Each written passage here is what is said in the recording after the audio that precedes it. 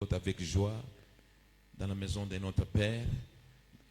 Mes amis musiciens, déplacez-vous. Tiens-toi debout, s'il te plaît. Tout la mouki en écho vraiment avec joie.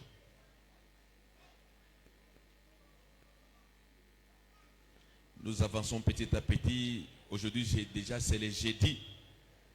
Nous disons merci à Dieu pour l'homme de Dieu, pour Papa Cobin et surtout pour ce bon message qu'il est en train de nous donner. Alléluia. Ma message moi que tu révolté nayo. Amen, amen.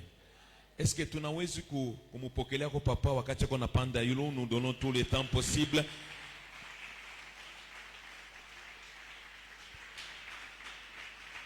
Église, soyons prêts pour recevoir la pensée de Dieu. Merci papa.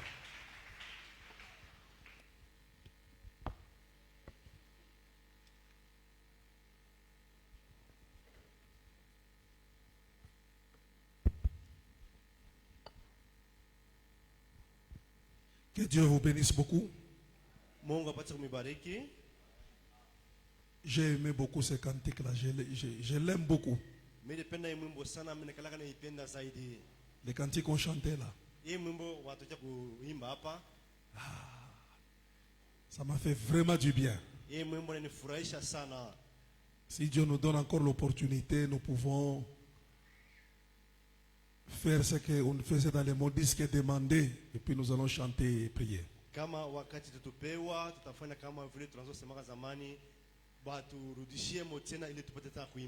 Nous allons prier. Seigneur, nous te faisons confiance encore une fois ce soir. Nous voulons recommander totalement esprit, âme et corps à ta grâce, demandant que ton esprit nous prenne en charge. Merci pour ta fidélité.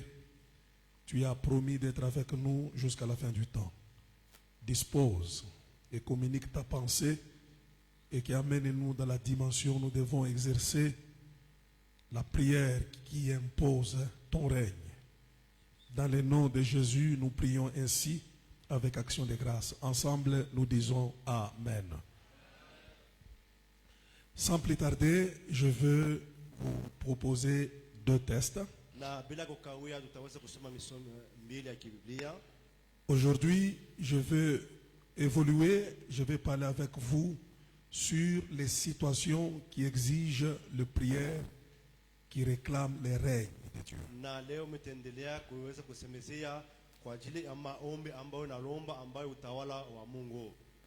Les situations qui exigent les prières qui réclament les règnes de Dieu.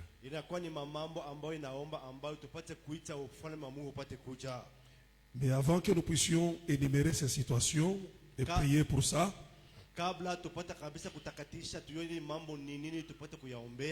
je voudrais d'abord parler sur l'exigence de la prière du règne.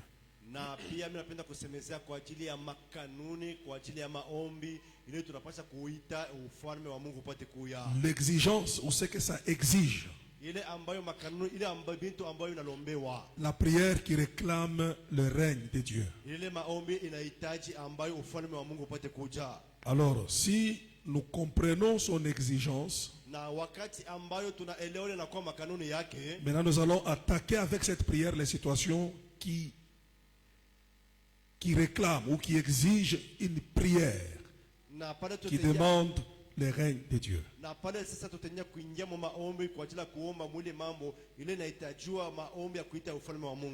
Alors Luc chapitre 10, le verset 19. Luc 10, 19. Tu peux m'aider là-bas avec la lecture alors, hein? Aidez-moi là-bas.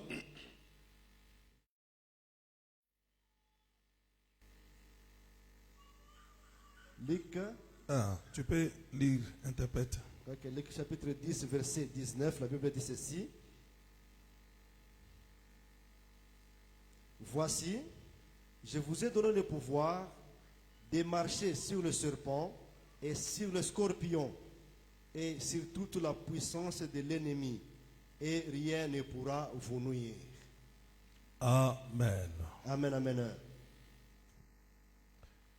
Dans ce test, Jésus se révèle comme le donateur du pouvoir. Voilà. Ndani ya hii usome tunakia kusoma hapa Yesu anajionekanisha kama ni yeye anakuwa analeta ile mamlaka. Je vous donne. Ce n'est pas un homme, c'est lui qui donne le pouvoir. Ni kusema ni yeye anaileta ile mamlaka, haina mtu anaileta lakini ni yeye pekee. Et le mot pouvoir est toujours attaché au trône et au règne. Na pia ile tamko ambayo mamlaka inambatana na enzi, inambatana na utawala. Tu ne peux pas régner, dominer si tu n'as pas de pouvoir. Na we kama uwezi kutawala kama ama hauna na ile mamlaka kama uwezo. Mais ce pouvoir ici que Jésus donne, Lakini hii uwezo ama mamlaka ile Yesu ambayo anakuwa analeta, c'est un pouvoir pour marcher. inakuwa ni mamlaka kwa ajili ya kuweza kutembea. Ce n'est pas un pouvoir pour rester statique. Haina kusema mamlaka na marakupatia kwa ajili ya ubakie fashi moja, hapana. Je vous donne le pouvoir de marcher. Nami pachele mamlaka ya kuweza kutembea juu. Marcher sur. Kutembea juu ya. Quand on marche sur, Wakati unatembea yulu ya, c'est ça régner.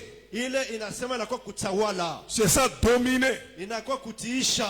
Mais tu ne peux pas régner, dominer, marcher sur sans un pouvoir supérieur par rapport aux choses sur lesquelles tu dois marcher. Hauwezi kamwe kutembea kutawala kama hauna na uwezo ya juu kushindia bila vitu vinyewe wewe unapaswa kutembea juu yayo. C'est pourquoi c'est une exigence. Joko maana ni kitu ambacho wanatulomba Avant de marcher, de marcher ou de dominer ou de régner, d'abord, je vous donne le pouvoir. kabla ya kuweza kutawala kutiisha na kuweza kutembea kwanza wanamipatia na kwa mamlaka. Je vous donne le pouvoir. Namipatia ile inakuwa mamlaka. Ça c'est la première exigence de la prière de règne. Hii inakuwa ni kitu cha kwanza wanatulomba kwa ajili ya maombi ya kuweza kutawala. Tu ne peux pas prier pour que Dieu règne si toi qui pries tu n'as pas de pouvoir. Wewe hauwezi kamwe kuomba Mungu apate kutawala kabla kama wewe hauna na ile mamlaka. C'est une prière qui exige le pouvoir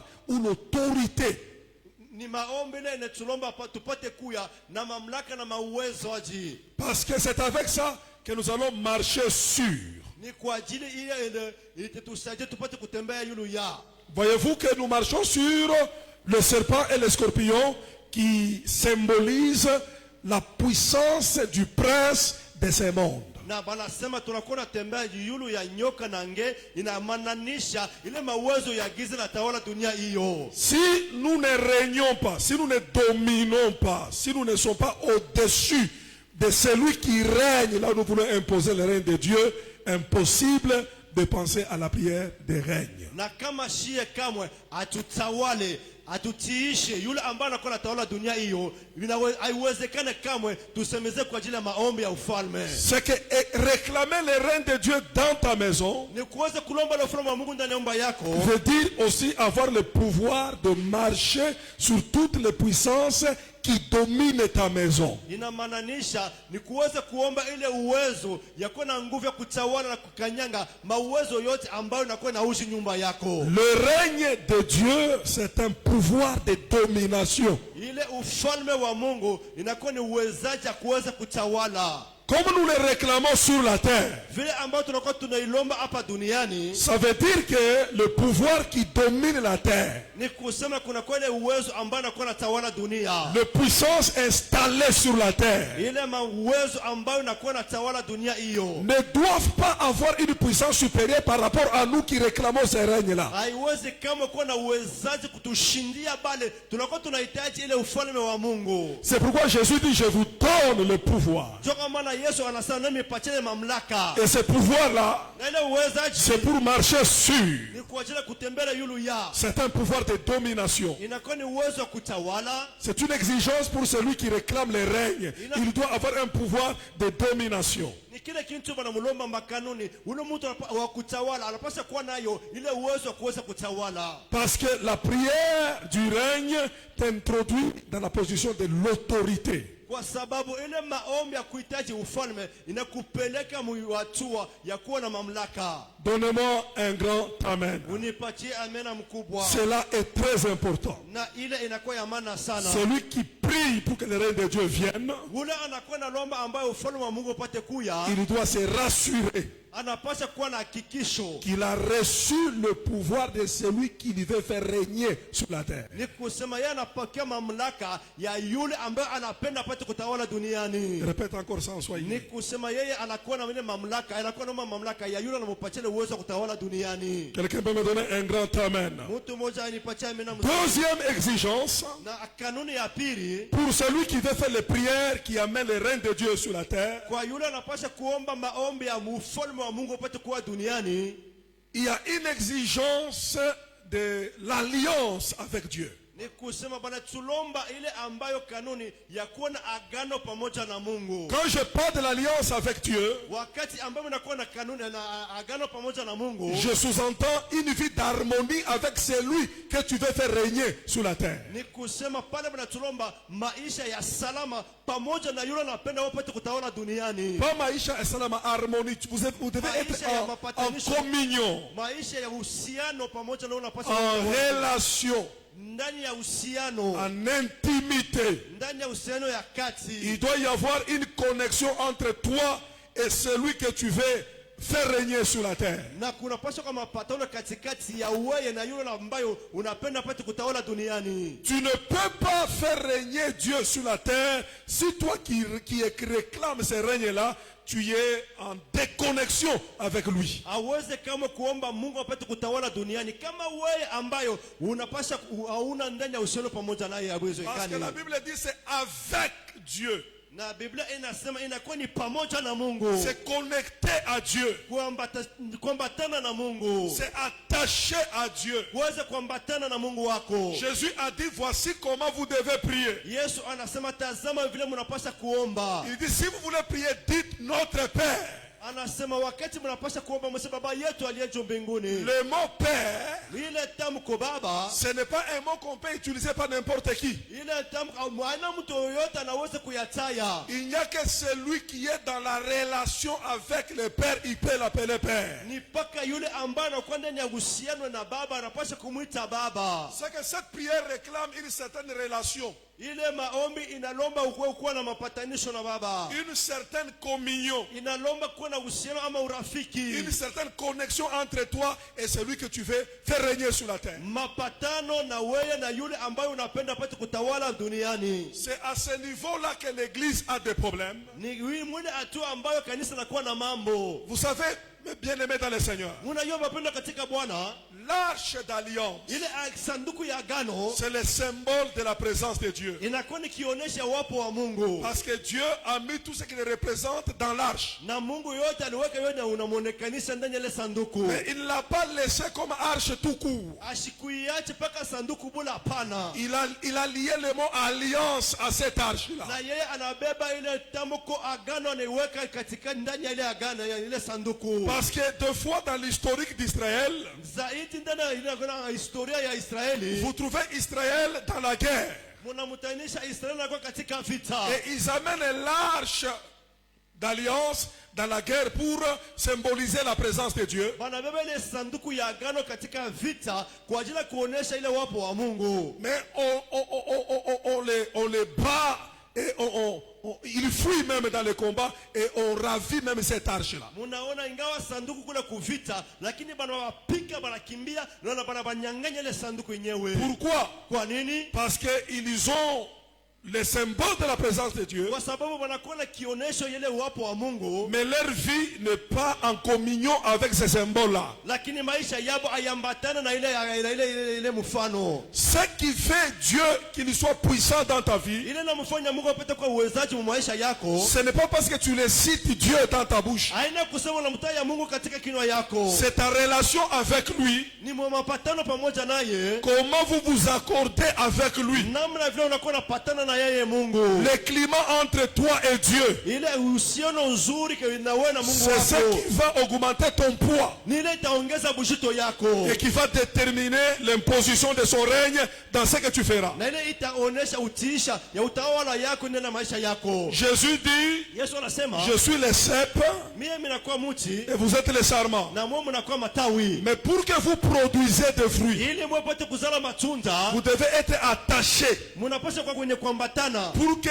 la sève hii ambayo ile maji ya qui mumuchi est dans les seins puisse entrer en vous ile iko mumuchi ndani yenu et qui vous donne la capacité imepatia ile mawezaji de produire le fruit. ya kuweza kuzala Nous matunda. ne pouvons pas réclamer le règne de Dieu Hatuwezi kama kulomba utawala wa Mungu si nous ne sommes pas en harmonie avec lui. kama hatuna ndani ya mapatano pamoja na yeye. C'est pourquoi cette prière Toko maana ile maombi ile ne nous pousse pas seulement dans des marathons ou dans des jeûnes et prières, haitusukume tu paka ndani ya maombi na kufunga na mais chakula, c'est une interpellation de la restauration de notre relation avec Dieu. na bana tuite bana tulomba amba tufanye upya ile uhusiano yetu pamoja na Mungu wetu, Parce que Jésus a dit, sans moi, vous ne pouvez absolument rien faire. kwa sababu Yesu anasema bila mimi hamwezi kama kufanya kitu hata kimoja. C'est une exigence pour ceux-là qui veulent prier Nina kwenye makanuni kwa yule ambayo anapaswa kuomba, et qui veulent réclamer le règne de Dieu. yule anapaswa kuhitaji ile ufalme wa Mungu. Premièrement, Kia kwanza ils doivent recevoir son pouvoir. anapaswa kupokea ile uwezo wake. Deuxièmement, Kia pili ils doivent être en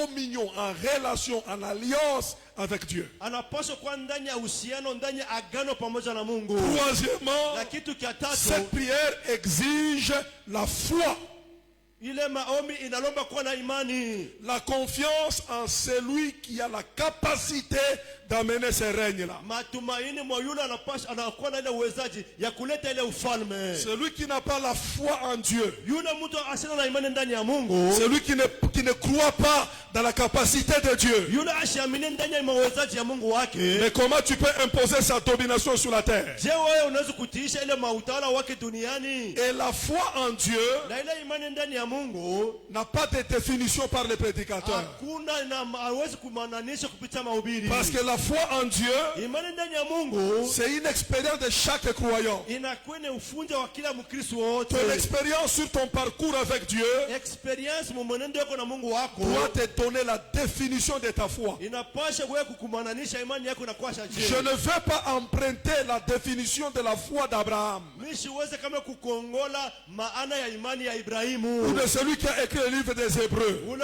anaandika kitabu ya Si Ibrania. tu marches réellement avec Dieu Kwani kama unatembea na Mungu wako à un certain niveau, muhatua moya, ton expérience depuis ta conversion jusqu'à aujourd'hui, ufundi wako tangia uliaminia mpaka leo, tu dois être en mesure de définir qu'est-ce que c'est la foi. wewe unapaswa kuwa na uwezaji wa kuweza kufananisha imani inakuwa ni nini. Comment tu places ta confiance en lui. Je, unaweka tumaini ndani yake? Moi, je définis la foi Mimi namaanisha imani, comme, comment je peux dire, pour moi, la foi, kwangu mimi ni imani c'est ce que je vois en Dieu, ni kile mimi naona ndani ya Mungu, dans mon esprit, ndani ya roho yangu, par rapport à tout ce qui est devant moi comme réalité. kuambatana na yote na kwa mbele yangu kama maisha. Quand je regarde mon problème, Wakati mimi naangalia mambo quand je yangu, regarde mes difficultés, mimi naangalia magumu yangu, tout dépend de ce que je vois dans mon esprit de Dieu par rapport à ce que je traverse ou par rapport à ce que je vois devant moi. yote inambatana na bunene bwa Mungu. Vile mimi namuona Mungu kuambatana na maisha ninapitisha. Il y a des gens qui parlent de Dieu, Kuko bantu banasema juu ya Mungu wao, mais ils ne voient rien en Dieu. lakini ndani ya Mungu abone mo kintu. Alors quand tu ne vois rien en lui, Lakini kama unamonemo Mungu, même si tu le cites, hata kama unamtaya viens régner, kwa utawale, il ne régnera pas. hasta tawala kamwe. Parce que tu ne sais pas celui que tu invoques pour qu'il règne. Wewe kwa sababu haujui yule unakuwa unaita yeye anaweza kutawala juu ya nini. J'ai aimé Job. Mimi nampenda sana Ayubu. Il a traversé le moment le plus difficile. Alipitisha magumu sana ya maisha Et yake, pour s'en sortir, lakini kutoka mo tout dépendait de ce qu'il savait sur Dieu. yote iliambatana kwa ile aliyua kwa ajili ya Mungu Il wake. dit, je sais que mon Rédempteur est vivant. Anasema mimi najua kusema mkombozi wako kwa Pose mzima. la question à ton voisin. Umuulize jirani wako, Que sais-tu sur ton Dieu? wewe unajua nini kwa ajili ya Mungu wako? Ta prière de règne Ile maombi ya utawala dépend de ce que tu sais sur Dieu. inaambatana na yote ambayo unajua kwa ajili ya Mungu wako. N'est-il pas écrit, Imeandikwa hivi, ceux-là qui connaîtront leur Dieu, bana watamjua Mungu, ils agiront watatenda avec beaucoup de fermeté. na imara yote. La fermeté dans leurs actions vient d'où? Na ile ambayo uimara mu matendo yao unatokea Le wapi? degré de la connaissance de Dieu qu'ils invoquent. Na na bunene ya ufahamu ya Mungu wao ambao wanamuhitaji. J'ai aimé Paul. Mimi nampenda sana Paulo. Il est dans un voyage compliqué par bateau, Yeye anakuwa msafari ya nguvu ndani ya barikebu secoué par les tempêtes et les vents. na mazoruba ambao natenkesha ile marikebu. Il se lève au niveau de la crise Yeye analamuka katikati ya ile magumu. et il dit à tous les gens qui étaient avec lui, Anasema na wale wote walikuwa pamoja na soyez yeye, tranquilles, que personne ne puisse s'inquiéter, na mko na salama, hata mtu mmoja hangaike, parce qu'il n'y aura pas de péril. kwa sababu hatutakufa kamwe. Personne ne va mourir ici. Hata mmoja sitakufa. Vous savez, quand vous ne voyez rien de Dieu dans votre esprit, Uone kama uonemo kitu mwa Mungu ndani yako. vous parlerez de la mort là où il n'y a pas une question de mort. Wewe utasema mambo ya lufu fasha pana lufu. C'est comme les Israélites dans le désert. Wakati Israeli alikuwa katika Ils ont dit à Moïse, c'est ça qu'on te disait en Égypte. bali muonesha Musa, wewe tuanze kukuonesha mu Misri. Maintenant tu nous as amenés ici pour mourir. Sasa unatupeleka hapa ndio tukufe. Dis à ton voisin, personne ne mourra ici. Umuoneshe tani wako hapa hakuna hata mtu mmoja Des fois atakufa. vous dites des choses que vous ne devez pas dire. Zingine unasema bila vitu hakupasha kusema. Parce que votre esprit n'a rien comme image de Dieu dans votre esprit. Kwa sababu ndani yako hauna tena picha moja kwa ajili ya Mungu wako. Alors Paul dit, Na Paulo anasema le Dieu que je sers dans mon esprit, huyu Mungu ambaye mnatumikia ndani ya roho yangu, le Dieu que je sers dans mon esprit, huyu Mungu mnatumikia ndani ya roho yangu, dans mon esprit, ndani ya roho yangu, il m'est apparu alinionekania, et il m'a dit, alisema hivi, personne ne périra. hakuna hata mtu mmoja Dans ton atakufa. esprit, tu as quel Dieu? Ndani ya roho yako unakuwa na Tu Mungu as un gani? Dieu qui correspond à ce qui se passe au Congo.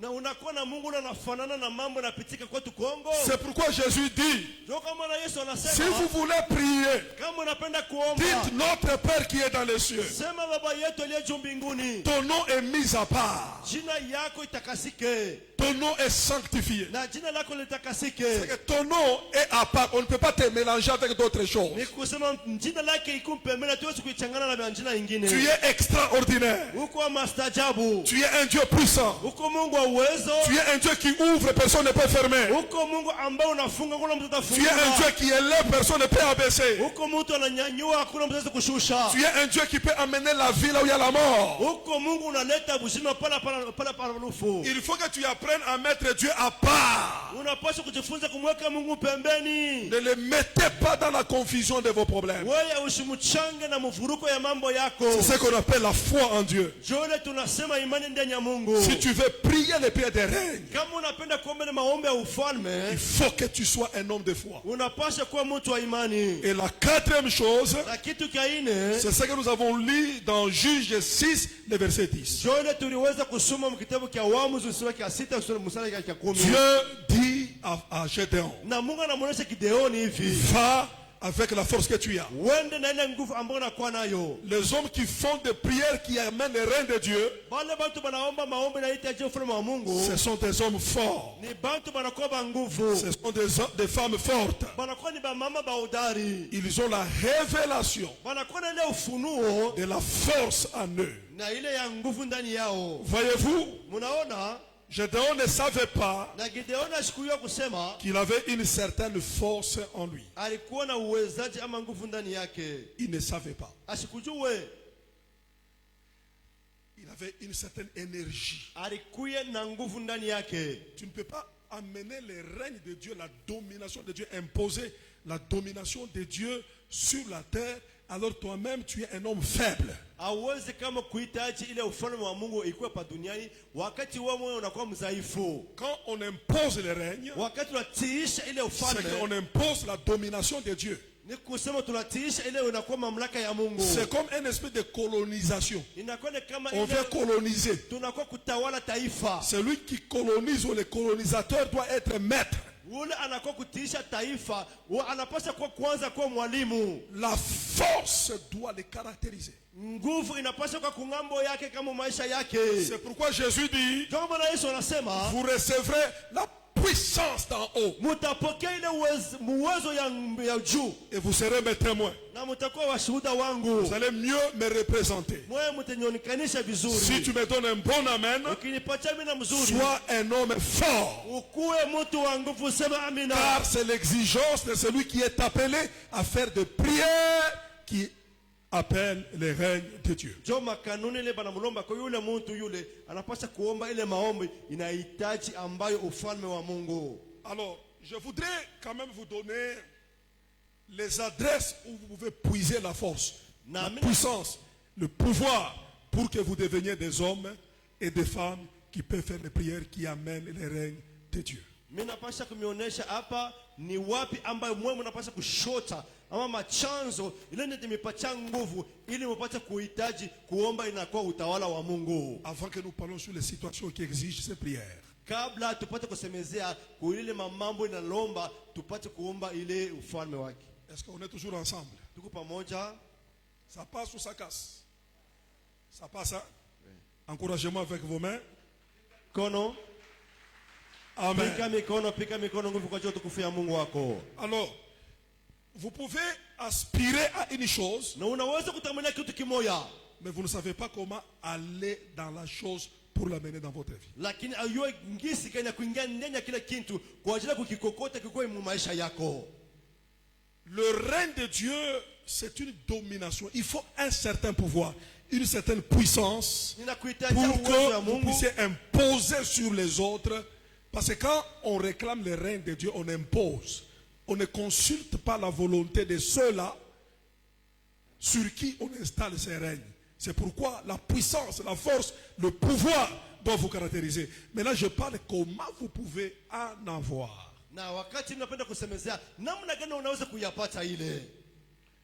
Il y a un frère qui m'a dit, pasteur, quel est le secret d'un ministère de force et de puissance?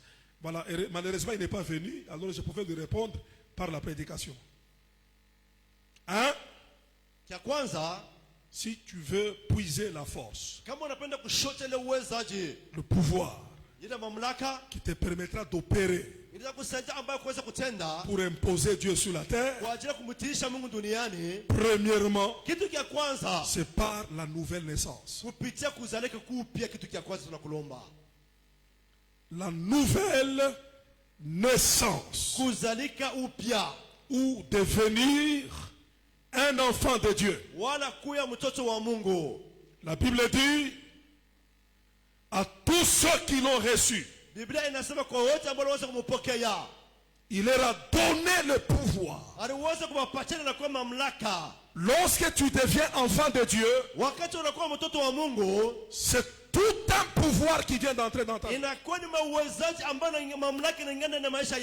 c'est le plus grand titre dans le royaume des cieux. Le pouvoir du royaume que nous voulons faire régner sur la terre. Elle commence en nous par la nouvelle naissance. Ça ne commence pas par les jeûnes et prières. Ça ne commence pas par de monter à la montagne. Ça commence par la nouvelle naissance. Parce que la nouvelle naissance te change de nature. Parce que tu vas naître par de la volonté du sang et de la chair, mais de la volonté de Dieu. Tu changes de camp. Quand tu donnes ta vie à Jésus, tu cesses d'être humain. Tu deviens divin. C'est un transfert qui te déconnecte de ce qui est humain. Même si tu continues à être homme, mais spirituellement parlant, tu deviens divin. Et en étant divin, tu deviens porteur d'un certain pouvoir de ce Dieu-là. Ce qui bloque beaucoup de gens dans les églises, ce ne sont pas premièrement des problèmes de démons. Tu n'es pas malheureux parce que tu as beaucoup de sorciers qui te combattent, non. Les gens sont comme des caporales. Ils n'ont pas d'autorité dans ce qu'ils font avec Dieu. Parce qu'ils ont fait une mauvaise expérience de la nouvelle naissance. Vous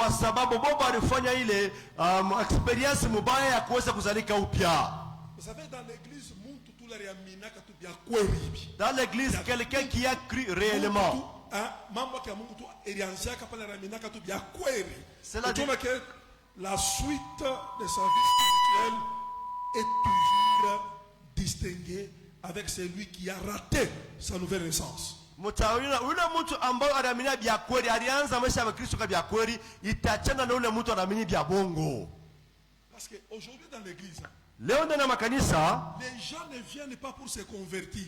bantu abakuye kwa ajili ya kubadilisha mifano. Les gens viennent pour avoir le mariage. Bantu banakaribia ndio wapate mandoa. Les gens viennent pour avoir la bénédiction. Bantu banakaribia ndio wapate mabaraka. Or, la première porte de l'entrée du pouvoir du royaume des cieux commence par la nouvelle naissance. Mulango ya kwanza kuingia mfalme wa mbinguni inaanzia hapo kwanza kubadilika kwa mfalme kiumbe kipya. Pose la question à ton voisin. Umuulize na kwa pembeni yako, Est-ce que tu es converti vraiment toi?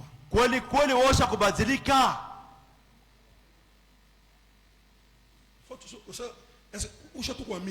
Wewe usha kuamini bya kweli?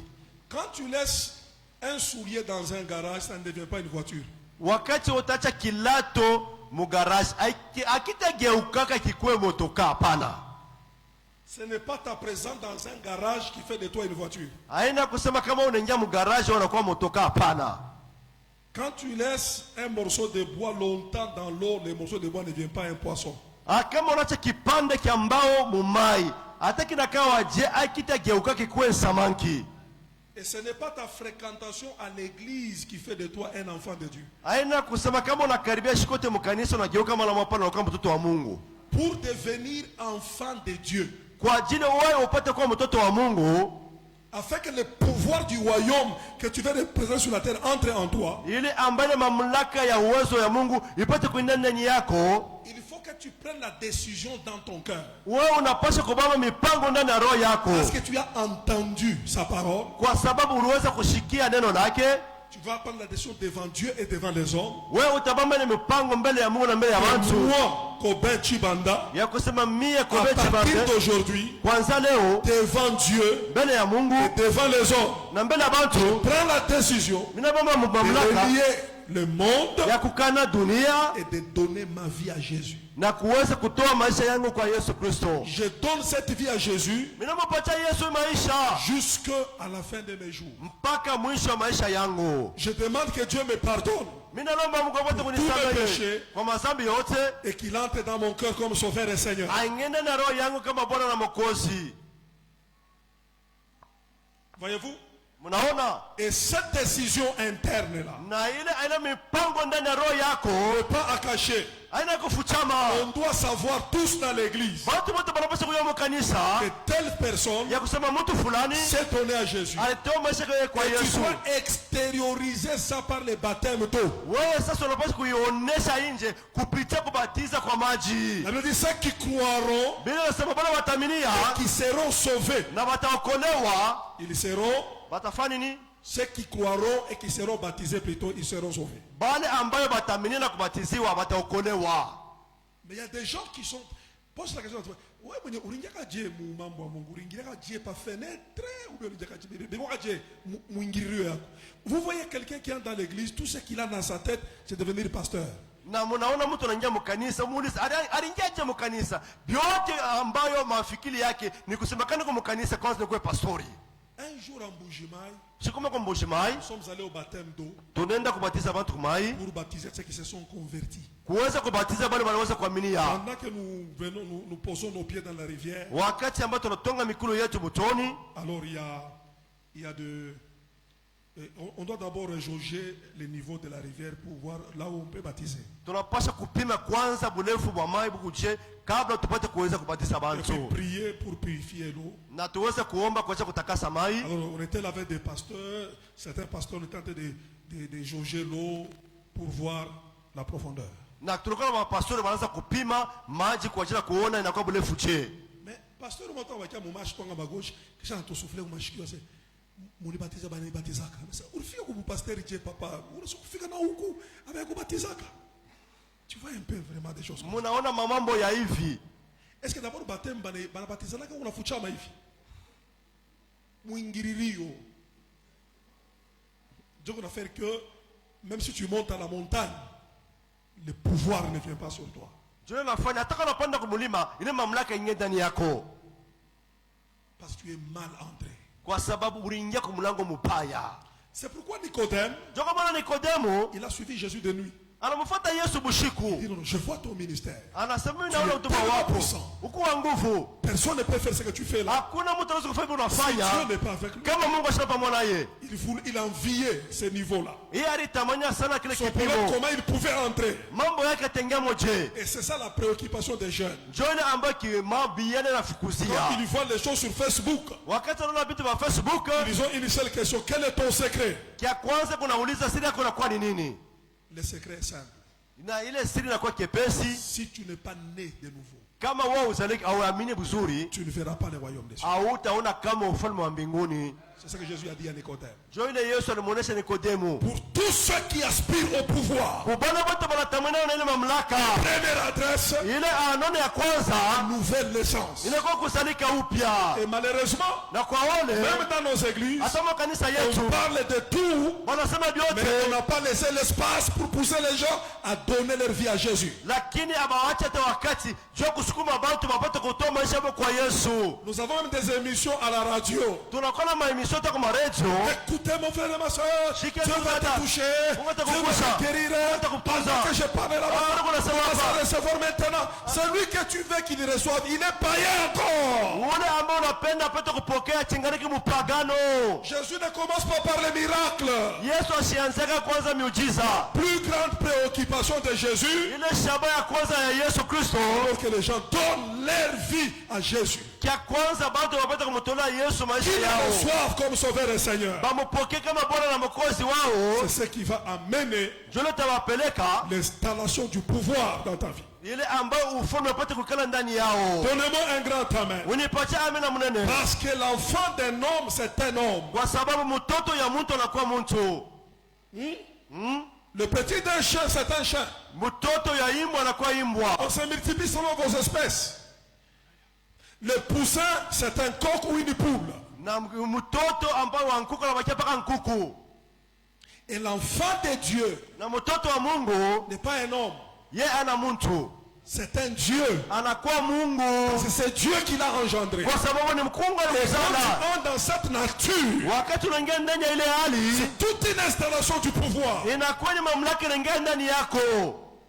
Et quand tu pries, Wakati unakuwa unaomba, tu peux amener unaweza kuleta cette domination sur la terre. ile utawala duniani. Allons rapidement parce que nous devons prier. Deuxième chose, Na kitu cha pili, l'adresse du pouvoir. ile inakuwa anwani ya ile mamlaka. Le Saint-Esprit. Inakuwa ni Roho Mtakatifu. Quand il est sur vous, Wakati kwa yule yenu, il vous donne la puissance. animepatia inakuwa uwezaji. Recevez le Saint-Esprit. Utapokea uwezo, Roho Et la Mtakatifu, puissance de Dieu viendra sur vous. na uwezo wa Mungu utakuwa yule yenu. Église, Kanisa, nous faisons des grandes prières tunafanya maombi mkubwa. qui n'ont pas de résultats Haina na matokeo.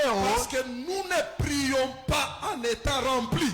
Kwa sababu tunaomba bila kujazwa. Les prières qui amènent l'impact sur la terre, ce sont des prières faites par des hommes et des femmes remplis du Saint-Esprit. Ile maombi ambayo inakuwa na matokeo inakuwa ni maombi yanashindikizwa na wale wanaume na wanawake wenye kujazwa na Roho Mtakatifu. Lisez les actes des apôtres. Musome kitabu ya Matendo ya Vous Mitume. verrez que Mtaona kusema l'impact de leurs prières, ile ambayo matokeo ya maombi yao c'est quand ils furent remplis du Saint-Esprit. ni wakati ambayo walijazwa na Roho Mtakatifu. Vous voyez quelqu'un dans l'église, on dit, on va réclamer les reins de Dieu dans ce quartier de Bel Air. Bel Air, il y a boulot, on a idée, boulot, Bel Air. Mais où est-ce qu'on a omba règne ya Mungu kwa iba dominer? On a omba hivi, on a omba. Baba tunaita règne yako, tunaita. On a la bushikisha papa. Tu n'es pas rempli. Tu ne sens pas toi-même qui veux que ça vienne. Il n'y a aucune puissance de l'esprit d'en haut qui t'habite. Mais comment tu peux imposer et installer les reins de Dieu sur la terre? Je, sasa wewe utatiisha ile ufalme wa Mungu ndani yako. Wakati unaomba haujisikie kitu, haujazwe kutubaridi. Sasa bitafanyika je? Les gens font des prières non remplies. Watu ambao wanafanya baraka naomba lakini abajazwe hata mara moja. Non remplies. Abajazwe. C'est pourquoi il y a certaines situations Joko maana kuna kama mambo ingine commencez à prier pour ça. kwa ajili ya kuanza kuombele mamambo. Il faut que tu te rassures que ma batterie est chargée. Unapaswa kuwa na hakikisha kusema bateri yako inakuwa na moto ya mingi. Je peux me réveiller comme ça. Mimi naweza kula Je fais un mkamba. mauvais rêve. Mimi naota mubaya. D'abord, Mishombe kwanza. d'abord chanter certains cantiques. Kwanza mimi naweza kuimba. Cantiques, parce que là maintenant je voulais enseigner comment se faire recharger. Non, Mais- comment se faire remplir de l'esprit. Ça va m'amener très loin. Mais il faut d'abord chercher la plénitude. C'est l'adresse. Le Saint-Esprit, c'est l'adresse qui peut te communiquer la force. Na inakuwa ni Roho Mtakatifu, yeye anakonja address ile anapaswa kupatia nguvu. Papa, vous voyez certaines maladies ici, Mnaona magonjwa mengine, même certains problèmes ici. hata mambo mengine Ça ne mengine bouge pas. Parce que haitenke nous prions, on n'est pas rempli. kwa sababu shie tunaomba lakini hatujazwe. Aujourd'hui, les gens prient dans les églises, ils dorment. Leo watu wanakuwa wanaomba mu makanisa lakini bado wanalala. Nous, on a omba, Quelqu'un qui prie, Seigneur Jésus, Bwana Yesu, je te lis au nom de Satan. mimi nakufunga mjina la shetani. Maombi, ah là là, je vais te donner ça. La prière qui somnole, voilà comment tu pries maintenant. À ta vous-même. Hata we moya. Il m'a bien dit, t'as C'est fait quelle sorte de prière? Mwingine ndio anaprier sema Jésus je te bénis. Je te bénis en mon nom, je te bénis. Toi tu vas bénir Jésus en quoi? Nasema Yesu mimi nakubariki munjina yangu. Wewe unaweza kumbariki Yesu munjina yako wewe. Mama ombi ya muntu ana rempli. Les prières de quelqu'un qui n'est pas rempli. Ne change pas, n'amène pas le règne de Dieu. Haiwezi kama kuweza kuita ufalme wa Mungu upate kuonekana. Je parle à quelqu'un ce soir. Niko nasema kuwa ule dada yako katika maombi Alors, kanisa. pendant qu'on priait pour sa soeur, Wakati tunaanza kumwombea dada parce que yake Dieu merci, elle est sortie même de l'hôpital. na Mungu asante kwa sababu anatoka Mais hospitalini. pendant qu'on était là, quelqu'un d'autre a appris qu'on était en train de prier. Na wakati tulikuwa muone mwingine alisikia sisi tunaomba. Alors il a amené son fils qui avait un ventre gonflé. Analeta mtoto yake alikuwa na tumbo cha kuvimba. Mais ce ventre-là aussi à l'hôpital, on ne voit pas clair là-dedans. Na ina ntumbo kwa hospitali abakone mwabaweni nini kundani mule. Alors on l'amène, Tunamleta la nuit là. Je dis à ces garçons-là, na bushiku na mwisho ule kiana, est-ce que tu as quelque chose à confesser? unakuwa na kitu ya kuweza kukiri kutubu. Il parle de ce qu'il pouvait parler. Anasema ile maneno anaweza kusema Et puis je l'impose les mains. na pia namwekea mkono. Je commence à chanter. Na mimi naanza kuimba. Jusqu'à ce que je sentais que j'étais rempli. Na pale mimi nashikia kusema mimi najazwa. Un homme qui est rempli quand il prie, hein, même quand on coupe, on tape les mains par les modérateurs, il n'arrête pas la prière. C'est un moteur en marche. Alléluia. Aujourd'hui, on a prié. Alléluia. Alléluia. On ne parle même pas en langue, on ne prie pas parce qu'on n'est pas rempli. Hatujazwa unaomba usema hata mulugha. Ule mtu ambaye anajazwa hata kama banakata maombi, yako mpaka batokote kunaomba. C'est à transpirer. J'ai senti une force en moi. Je commence à prier. Et je l'ai imposé les mains. J'ai prié, chassé les esprits. Parce qu'à l'hôpital, on ne découvrait pas la maladie. Après la prière, j'ai dit à ces jeunes hommes-là, maintenant, on va découvrir ta maladie. Na kisha maombi ya kusema hapa wewe kiena sasa hapa batutafumbura magonjwa na kuwa ni Parce que nini? ce que je sens, Kwa sababu ile mimi nashikia quand tu pries, tu sens. wakati unaomba unakala kuna shikia. Attends au résultat. Wewe ujichunge kusema matokeo. Yesu J'ai anasema senti une force m'a quitté. mimi nashikia nguvu natoka ndani yangu. Yesu anasema vile Demain, va. kesho uende. Je priais pour ces garçons. Mimi namwombele kiana. Je priais, je l'ai oint. Mimi nampakana pia mafuta. Quand lui, il a touché son ventre, Wakati ile mafuta nagusa il a tumbo senti les yake, choses commencer à bouger comme ça. anasikia vitu vinaanza kutembea marche dans le hivi. ventre. Kama vitu vinatembea Demain à mtumbo. l'hôpital. Na kesho kwa hospitali Quand on regarde, on dit non, non, non, on doit ouvrir ces ventres-là. na wakati balangana sema hapana, tunapaswa kupasula hii Il faut ntumbo. qu'on opère. Tunapaswa On kumopere. la prête pour l'opération. Wakati banatayarisha operation L'enfant n'urine pas. na mtoto ashikwazi kukoyola. On dit, s'il n'urine pas, Kama si yake kwa on shikoyole, ne va pas l'opérer. hatuwezi On kumopere. m'a dit, je suis venu à l'hôpital. Banasema tena kwa hospitali. J'arrive, Mimi nafika, comme c'est dans la salle d'urgence, on a refusé. banakatala J'ai kusa dit- d'urgence. Mimi nasema La distance n'est pas un obstacle. burefu haina Les kikwazo. anges peuvent entrer dans les murs là-bas, aller toucher les ventres. Bamalaika banaweza kuingia kule Le kugusa prière qui tumbo. réclame, qui demande le règne, demande la foi. Ni ile maombi naomba maombi ya imani na Je utawala. priais. Mimi naomba, Je suis parti, mimi nenda il a uriné. anakoyola. Et on l'amène dans la salle d'opération. Banamupeleka mchumba On kupasula, l'ouvre maintenant. banafungula sasa, Angara poussa bouingi muntumbu. Poussa. beaucoup de pu. Le médecin dit, Mungu anasema inatoka wapi? D'où Qu'est-ce vient qu'il y ça? a dans le ventre comme ça? Malitre inatoka mulipusa mingi. Alors je dis de telles maladies comme ça. mimi nasema magonjwa ya Tu hivi viens avec des prières, usha kuchoka wewe mwenyewe wabushingishi mu macho. Donc usha kuchoka mamambo mukichwa. Bon, je ne sais pas quel règne va se manifester là-bas. na mambo ya vile mamuchoko ufalme gani na uweza kuonekana pale. L'église a un problème aujourd'hui. Na kanisa C'est un makanisa moteur qui ne démarre pas. na kwani On dit, moteur prie, haiwake. maintenant, prie. Les modérateurs transpirent. Mais mon kanisa on a tout mamioto. Donc, China wa Catholique était atona différent. Baba yetu liye mbinguni. China la kwa desifiwe. Falme wako uje. Est-ce que vraiment bien vous êtes sûr que le règne de Dieu va descendre? Wewe unaamini kusema maombi ya vile ufalme wa Mungu utashuka? Dis à ton voisin, Mwanashidani wako soyez remplis. ujaziwe na roho. Frère, allons rapidement parce que nous devons prier. Amen, amen. Nous sommes à Lubumbashi, il y a trop de sécurité ici. Trop de sécurité. Troisième, voilà, Philippiens chapitre 2, Kitu kia tatu wa Filipo sura ya 3 le verset 5. na mstari ya 5 L'adresse de la puissance. ile inakuwa anwani ya uwezaji.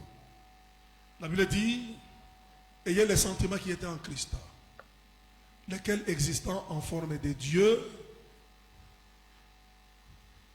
n'a point regardé comme une proie à arracher d'être égal avec Dieu. 7. Mais il s'est dépouillé lui-même en prenant une forme de serviteur, en devenant semblable aux hommes, ayant paru comme un simple homme. Et la Bible dit, il s'est humilié lui-même, se rendant obéissant jusqu'à la mort, même jusqu'à la mort de la croix. Amen, amen. Verset 9. C'est pourquoi aussi Dieu l'a souverainement. Quand on t'élève souverainement, c'est qu'on t'installe dans une grande domination. Na kama mnakunyanyua juu sana ni kusema mnakuweka fasi ya utawala kubwa. Et regardez les noms qu'il reçoit, un nom qui est au-dessus de tous les noms, c'est ça régner. Njoo inakuwa ambayo anapokea jina kwa juu ya majina yote, njoo inakusema kunakuwa kutawala. Mais pourquoi il est arrivé là, Kwa nini unafika pale? à ce niveau-là? Mwina hatua ile C'est parce que kwa sababu il a accepté la croix. ye alichika msalaba. Est-ce qu'on peut enseigner vraiment l'église ce soir? Tunaweza kufundisha kanisa magharibi ya leo. Vous voulez trop le confort. Mnapenda sana maisha mzuri. Vous voulez être dans votre confort. Mnapenda kuishi mzuri paka. Avec votre gros ventre. Kuwa na tumbo munene Avec vos parfums.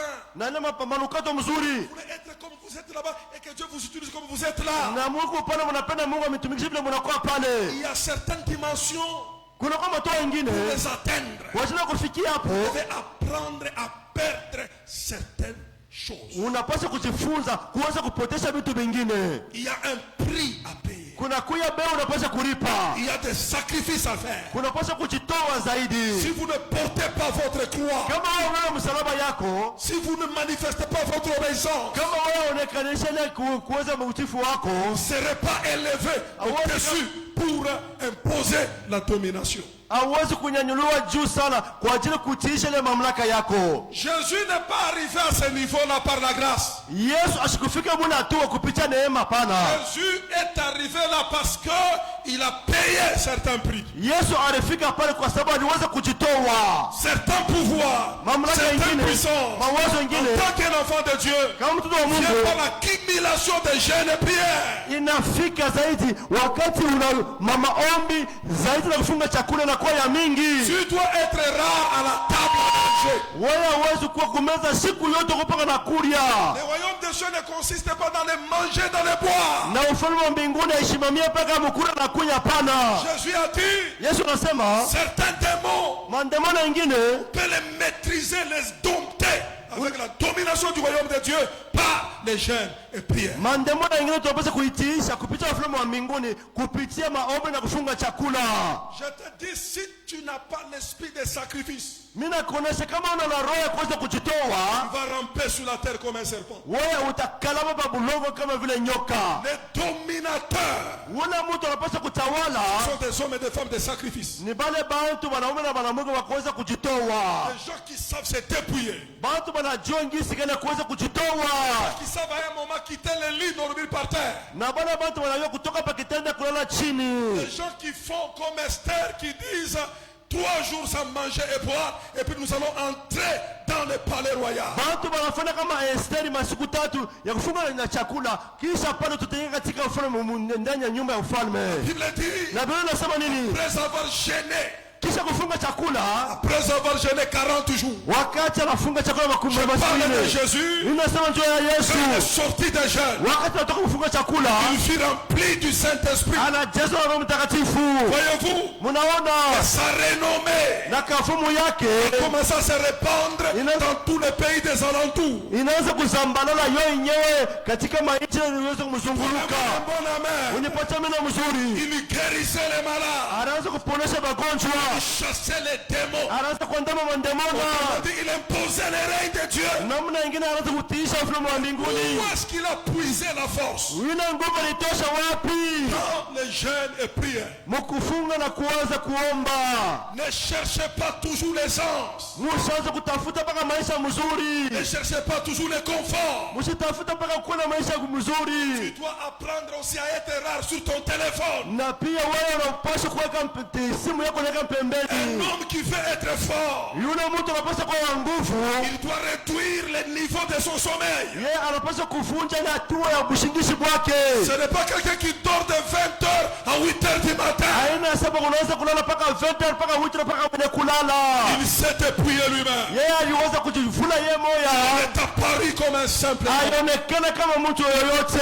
Il a laissé des voitures. Aliacha Il a laissé motokare. des vestes. Anaacha mankochi. Il était dans le désert. Alikuwa mjangwa. De chercher les revêtements. Anaanza kutafuta kujazwa. Sorti rempli de l'esprit. Anatoka mwenye kujazwa na Roho Mtakatifu. Partout où il mettait ses pieds, Na wakati fasho tunataka kuweka mikono yake, il imposait les règnes de Dieu. anaanza kuweka ufalme wa Mungu kwa pale. Bible dit, Biblia inasema, souvenez-vous de Jésus. mkumbuke Yesu. Il allait de lieu en lieu, Anaanza kwenda nafasi yote. faisant du bien aux hommes. Anaanza kufanyisha watu vizuri. Pourquoi? Kwa nini? Parce qu'il était rempli de Kwa l'esprit. sababu alijazwa na Roho Mtakatifu. Église, Kanisa, vous êtes trop au repos. moyo mnapumzika sana. Voilà pourquoi l'église n'est pas extraordinaire. Kwa maana kanisa na mastajabu C'est devenu ordinaire. yote vinakuwa vya kawaida.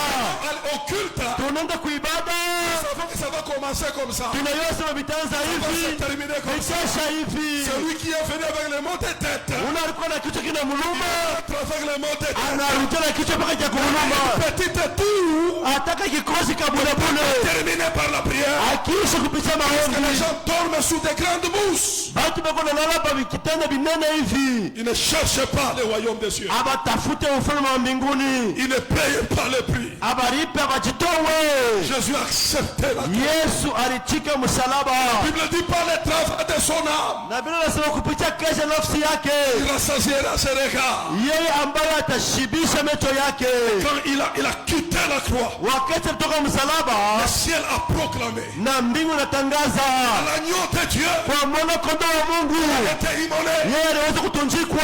est digne Anastahili de recevoir kupokea honneur, heshima, puissance, uwezo majesté, na ufalme autorité. na mamlaka.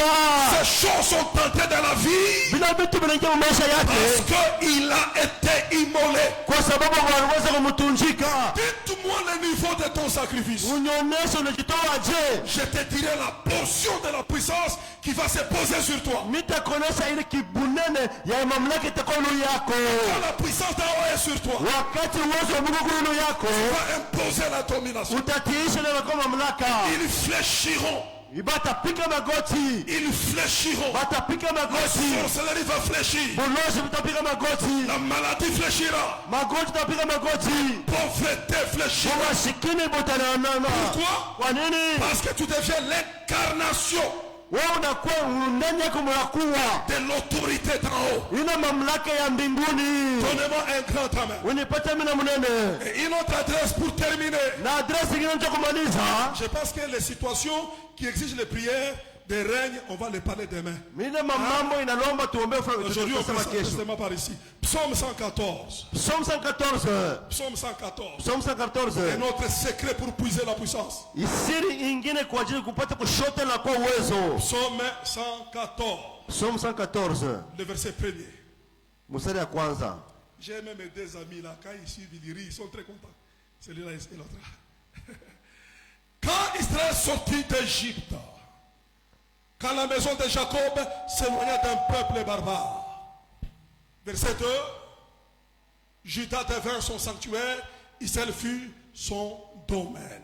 Amen. Juda devient le sanctuaire de Dieu et Israël fut son domaine ou son adresse. Mais quand est-ce qu'ils sont devenus l'adresse? Quand ils ont quitté l'Égypte, quand ils se sont séparés d'un peuple barbare. Ni wakati ambao walitoka mu Misri, wakati badachana lile taifa inakuwa ya kisenji.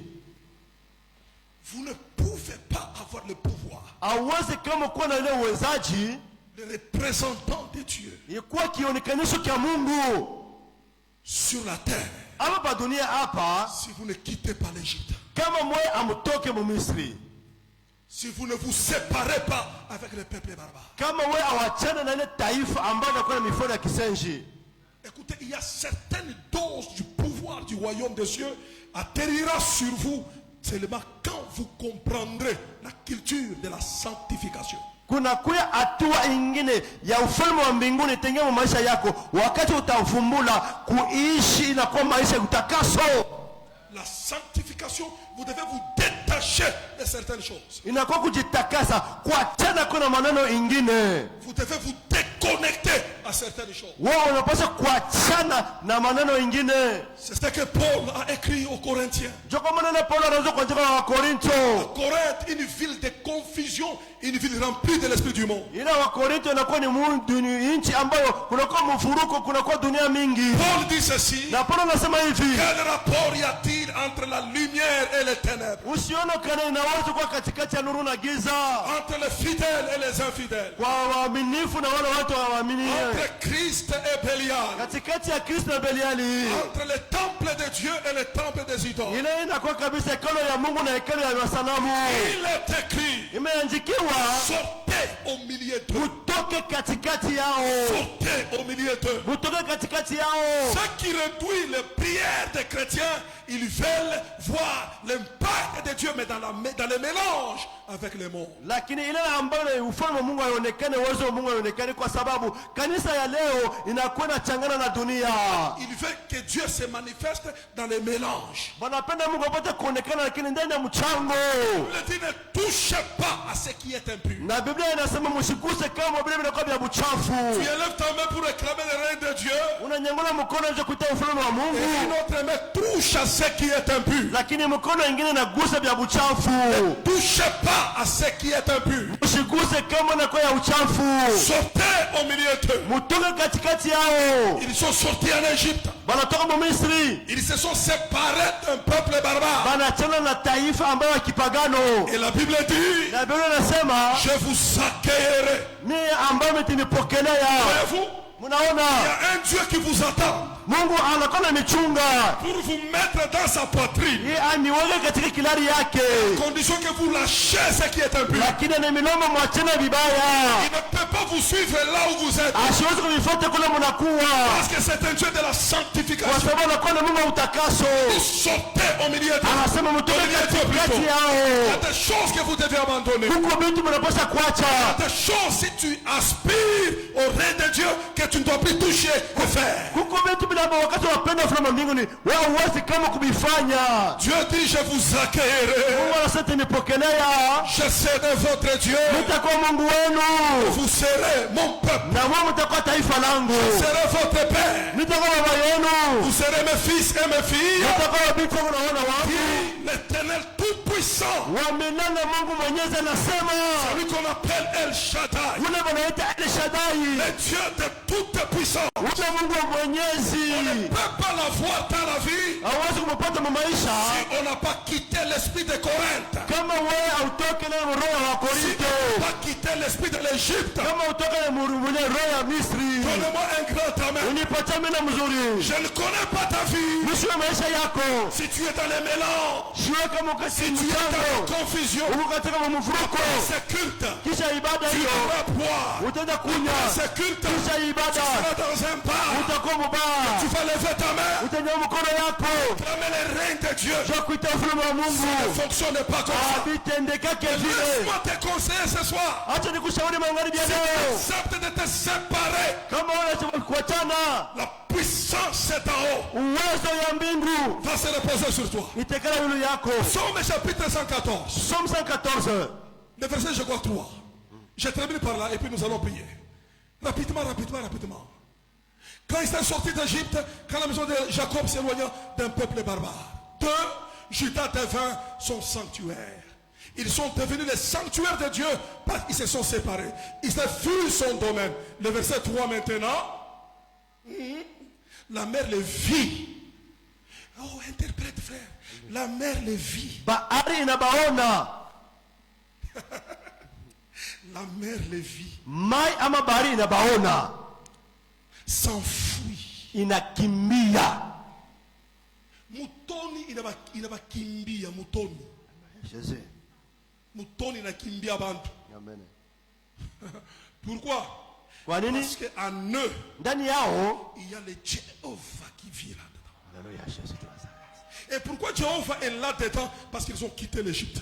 Kwa sababu walitoka mu Misri, Yehova onekana ndani yao. Le Jourdain retournant en arrière. Na Yordani inarudia kumkongo. C'est ça le règne. Yule kwa C'est utawala. la domination. Yule kwa Le mamlaka. Jourdain s'est dit, Yordani anasema, je ne peux plus tenir ici. siwezi kusimama hapa. Car le pouvoir du règne de Dieu, c'est un pouvoir dominateur. Kwa sababu ile ufalme unakuwa ni uweza kuweza kutawala. Je recule. Mimi narudia kumkongo. Parce que le plus fort est arrivé. Kwa sababu wa nguvu mwenyezi Si tu anakuja. me donnes un bon amen, Unipatia nani ya nguvu. des choses reculent dans ta vie. Amen au nom de Et les Jésus. choses te fuient. Amen, amen. Ce n'est pas Moïse Aina Musa qui a chassé Pharaon. ule aliweza kumwandama C'est Farao. Pharaon qui a chassé Moïse. Haleluya. Parce qu'il ne pouvait plus le supporter. Kwa sababu hakuweza kumsupport. Pourquoi? Kwa nini? Parce que Moïse s'est présenté devant Pharaon Musa anasimama mbele ya Farao. comme un homme, Hapana juu ya mtu. mais comme un Dieu. Kama vile anakuwa Mungu. Parce que Dieu lui a dit, Mungu alisema, je te fais Dieu devant Pharaon. nitakufanya Mungu mbele ya Quand Farao. tu as la nature divine, Wakati unakuwa na hali ya kimbingu, ces choses vont retourner en arrière. hii vitu vitarudia kumkongo. Le verset 4. Verset 4. La Bible dit les montagnes sautèrent Banasema milima inaanza kulukaluka comme des béliers. kama vile bankasha. Les montagnes sautent comme les chiens. Na ile milima inaanza kuluka kama vile bambushi. Je connais la têtutesse de la montagne. Mimi naiwa kichwa nguvu ya mulima. La montagne, je connais sa têtutesse. Mulima mimi naiwa kichwa nguvu yake. Tu es devant la montagne, Wakati kumena mulima, soit il faut la gravir. japo unapaswa Tu kuyapanda. es devant la montagne, Wakati kumena mulima, soit il faut la contourner. unaweza kuweza kuishunguluka. Wakati kumena mulima, Soit il faut tourner les dos. japo unapaswa kuipia mkongo. Montagne au revoir. Unasema mulima Ne bayo, peut rien faire contre toi. siwezi kufanya kitu mbele La yako. montagne ne peut pas bouger. Mulima haiwezi kama kutenka, Elle est têtue. kwa sababu unakuwa na kichwa nguvu. Ici, Hapa la montagne bouge. mulima inatenka, La montagne est tentée de sauter. mulima kuna lukaluka, La montagne recule. mulima inataka mkongo Comme des agneaux. kama vile bankondo. Voyez-vous? Munaona Et quand vous lisez le verset 5, mtona mstari wa 5, allez-y rapidement, le verset 5, mstari wa 5 on pose la question à la mer. wanauliza mai. Depuis que je suis en Bujimaï, la rivière Jekabine est toujours là. Mais on pose la question maintenant, comment cette rivière s'est déplacée? Banasema hii mulima hii mai inaama je?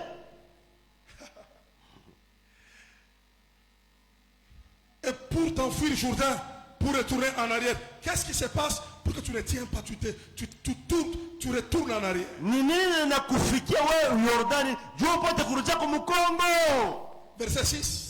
Sita, Qu'avez-vous montagne pour sauter comme des béliers? Qu'est-ce qui arrive, toi, montagne? Tu commences à sauter comme des chèvres. Pourquoi tu ne peux plus encore tenir? Où est partie ta têtutesse? Ouais, Toi, ouais. montagne. mulima kichwa yako nguvu kinatokea wapi? Uliona nini? Mambo kana Même toi, nikufikia. colline, pourquoi tu es là? Tu as sauté comme des agneaux. Na we milima, nini nakufikia je upate kulonga kama vile wana nkondolo? Une seule réponse. Najibu moya, Verset 7. mstari ya 7. Tremblez devant le Seigneur. Mutetemeke mbele ya Bwana, Ô terre, we bulongo, devant le Dieu de Jacob. we Mungu wa Yakobo. C'est ça les règnes. Njoo inakuwa utawala. C'est qu'il ne tremblait pas devant Israël. Aba kutetemeka mbele ya Israeli, Il tremblait devant le Dieu qui était en Israël. baraanza kutetemeka mbele ya yule Mungu alikuwa ndani ya Israeli. Kwa nini? Parce qu'ils ont quitté l'Égypte. Kwa sababu wao wanachana na Misri. Aujourd'hui, on va s'arrêter par ici. Hein. Leo tunaweza kusimamia hapa. Si je commence les situations, Yaani nikianze mamambo la guerre risque d'être longue et populaire. na hii vita nayo inaweza kuwa ya mrefu ya watu wote. Il faut qu'on s'arrête par là. Tusimamie kwanza hapa. Voyez-vous, Mnaona? je disais ce soir, Bila kusema ngaribi ya leo, la prière du règne ile maombi ya ufalme exige le pouvoir. inalomba wewe upate kuwa na mamlaka.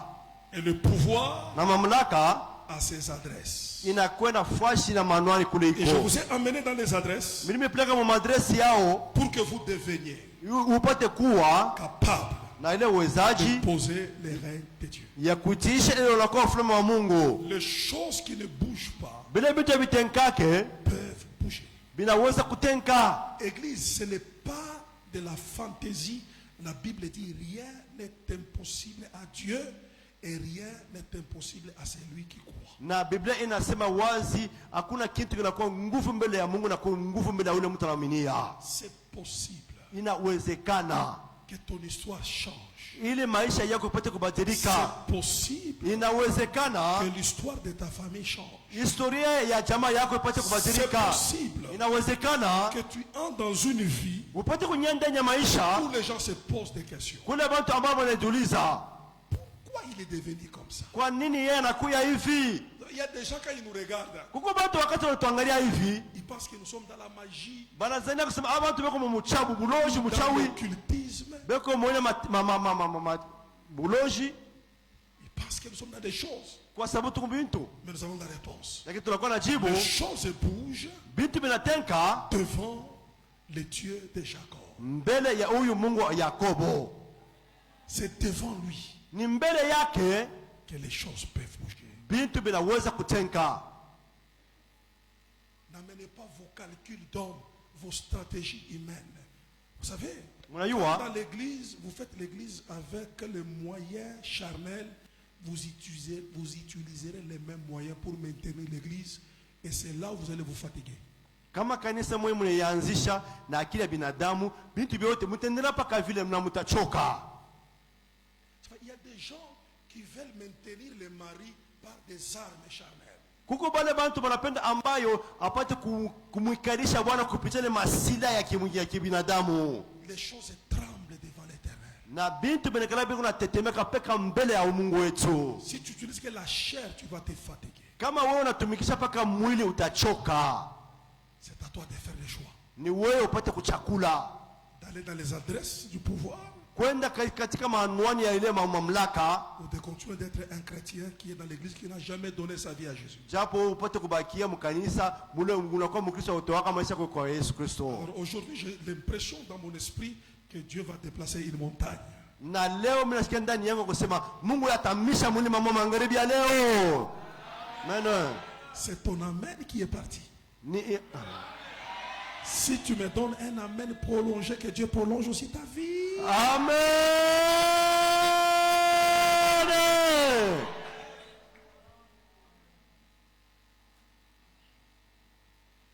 Paulo na Sila waliomba. Paulo na Sila waliomba milango. Alléluia. Milango.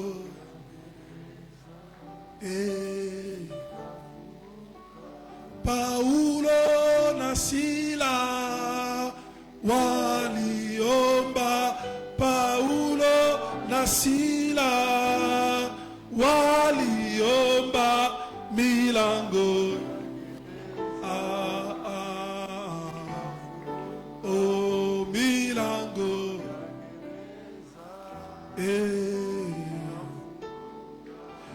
sisi wa leo tukiomba kanisa ya leo tukiomba milango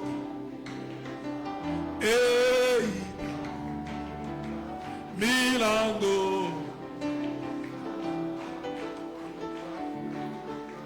ba mama baleo bakiomba batata baleo bakiomba milango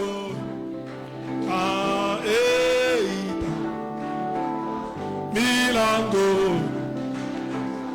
Alléluia.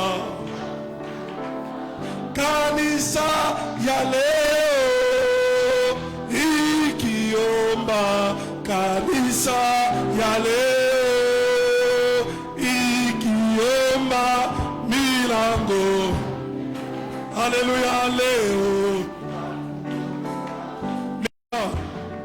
Abuloji na mikulu yao leo watakimbia. Buloji na matawa yao leo watakimbia. Paulo na Sila, Paulo, hallelujah, milango, hallelujah, leo, milango. On se tient debout s'il vous plaît. Shimamia yulu. Est-ce que tu peux pousser le cri de joie? Unaweza kupika makelele ya furaha. Il y a encore un cantique, on va chanter. Ça me vient à l'esprit. Mungu ni wa nguvu. Alléluia. Voilà, mikono on y va.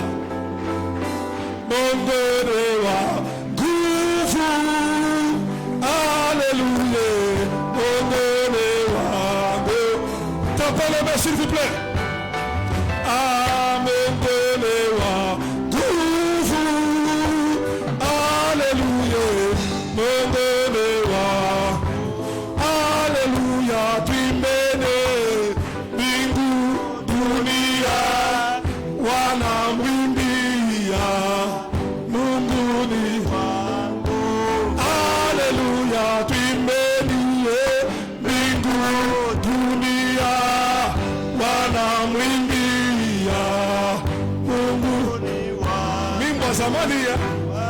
Mambo Mungu ya zamani. Amen, amen. Mungu ni wa nguvu. Haleluya. Pika mikono nifa. Mungu ni wa nguvu. Haleluya. Mungu. Je n'entends pas ta main. On y va. On y va. Oh Mungu ni wa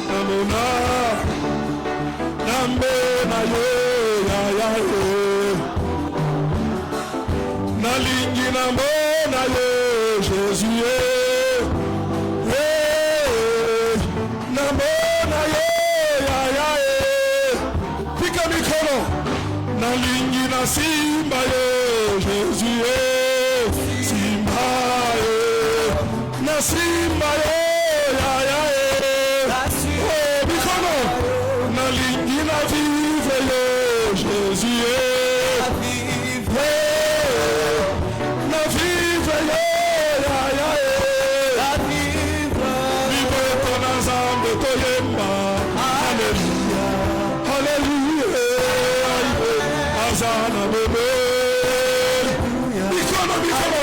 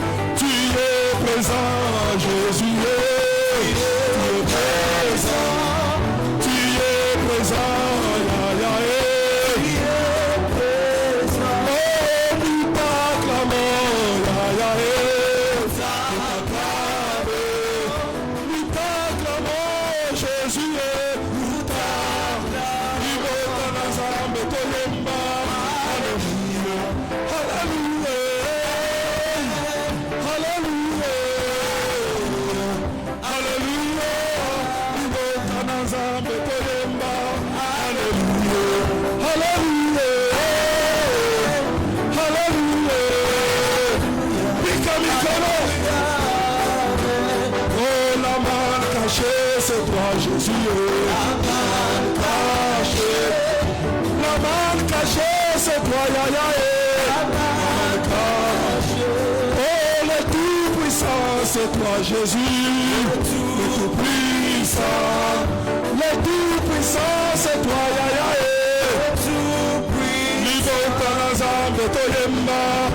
alléluia, alléluia, alléluia.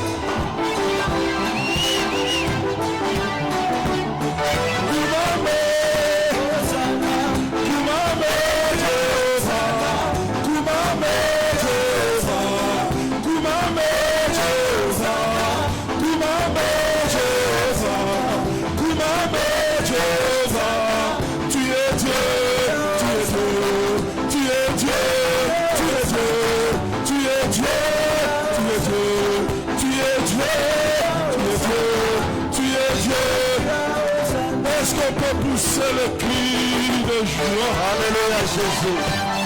Bikele, kele, bikele, kele, bikele. Bikele, kele, bikele, kele, bikele.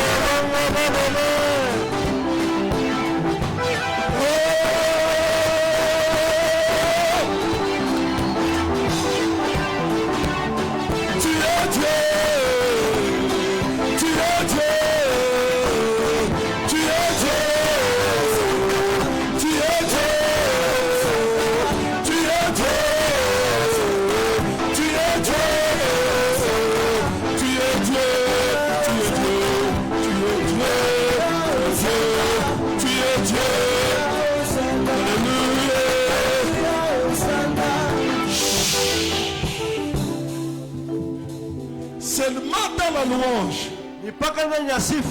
je vois un pouvoir qui est sur toi. Je vois que tu es connecté à la puissance de Dieu. Amen. Est-ce que tu peux célébrer, tu peux pousser le cri de joie.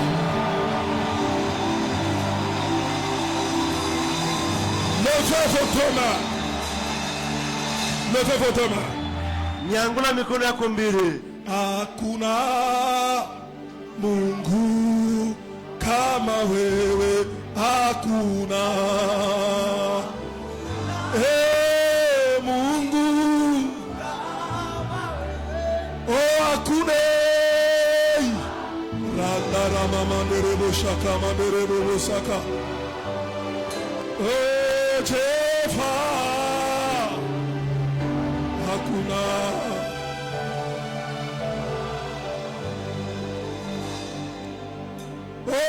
Hakuna Mungu kama wewe, hakuna.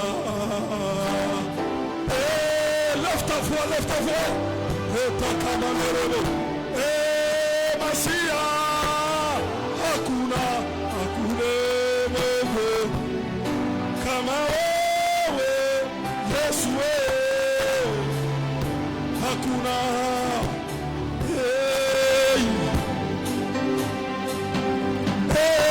Mokote ako kaninayo Masia.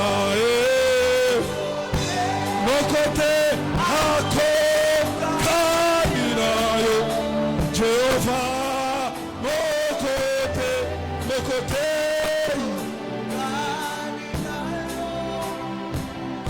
Hallelujah.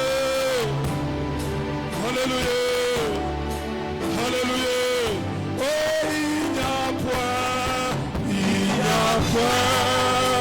De Dieu comme il n'y a pas,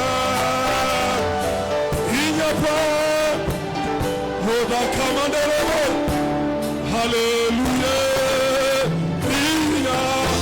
il n'y a pas de Dieu.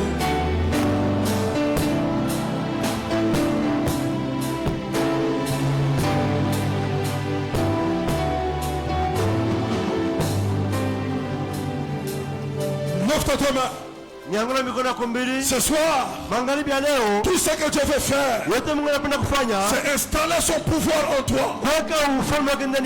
C'est te connecter à sa puissance. Alléluia. Te connecter à son autorité.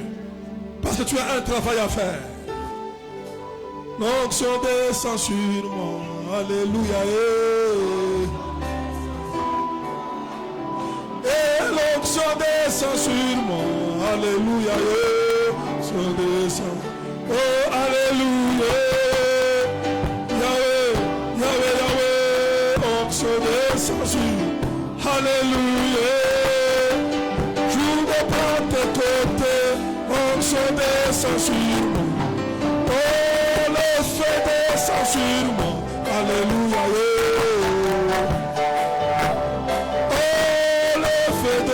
Sur moi, alléluia, oh alléluia, écoute le feu, alléluia, continue à chanter dans ton cœur, oh alléluia, comme le jour, Pentecôte, le feu descend sur, alléluia, comme le jour.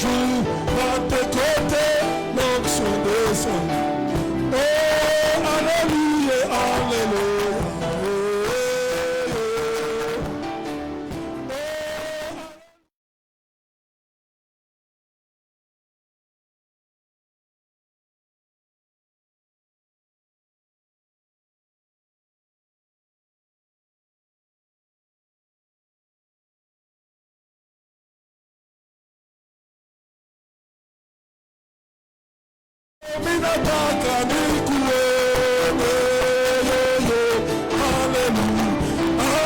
Kimbilio cha Wakristo, uye hale, pime haleluya, haleluya. Pime yo, pime yo,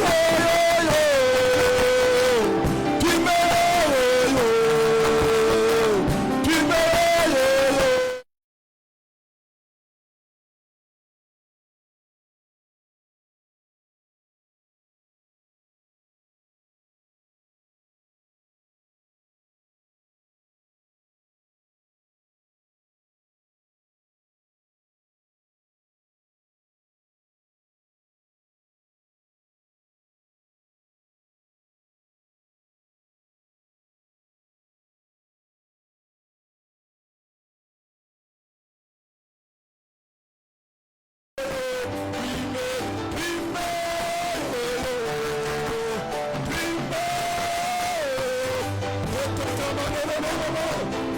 Lève ta voix, commence à réclamer la puissance de Dieu, commence à réclamer l'autorité de Dieu, commence à réclamer la présence de Dieu.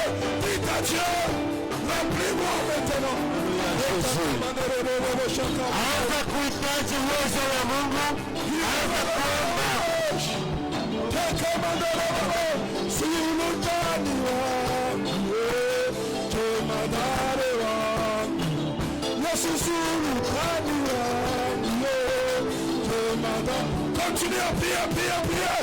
Retaka manereroshi, retaka manereroka, shikerebeka tayama, retaka yama kongoroka, shikerebeka tayama kaba, retekerebeka tayama ka, shikerebeka tayama kaba. Ta voix continue à te connecter à Dieu.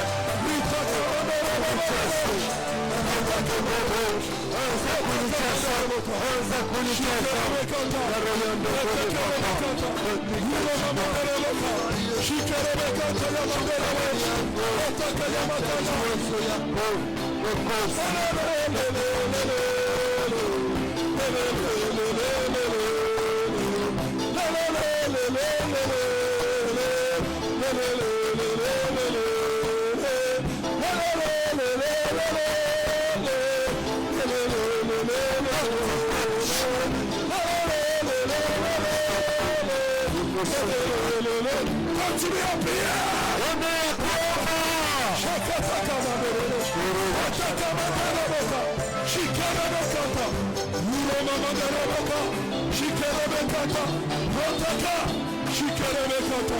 Lève-toi, règne ton vie, règne ton vie, règne ton vie, règne ton vie, règne ton vie, règne ton vie, règne ton vie, règne ton vie, règne ton vie, règne Père, règne Seigneur, domine maintenant, domine au milieu de nous, domine de Jésus.